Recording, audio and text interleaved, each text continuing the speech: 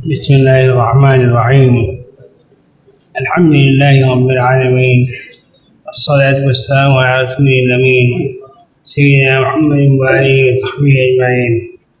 أما بعد، بزرگوں دوستوں، جیسا کہ ابھی اعلان بھی کیا گیا اور حضرات کو معلوم بھی ہوگا کہ میں سال سے مسلسل بیمار ہوں. زبان پر بھی اثر ہے، جسم کا حصوں پر بھی،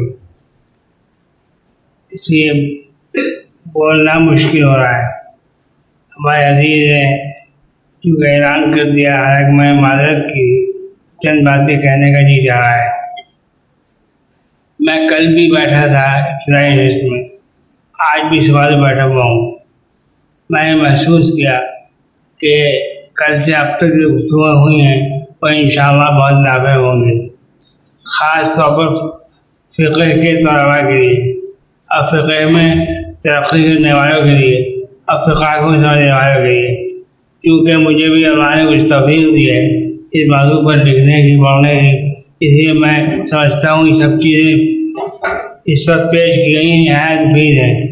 آپ سب ان کو کل پڑھ لیں، صرف کاغذ پر نہ لکھیں.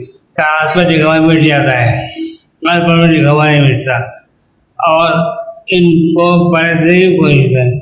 کچھ باتیں اصولی ہیں، اصولی باتیں اس لیے ہوتی ہیں کہ ان کی روشنی میں راستہ طے کیا جائے.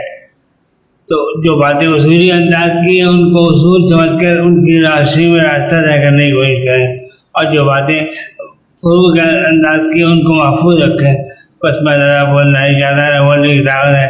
دعا فرمائے گا اللہ تعالیٰ جب تک زندہ رکھے، اپنی وضعیات کو چلائے، اور اللہ تعالیٰ ایمان پر، اسلام پر خاتمہ فرمائے اور معذوری کو دور فرمائے.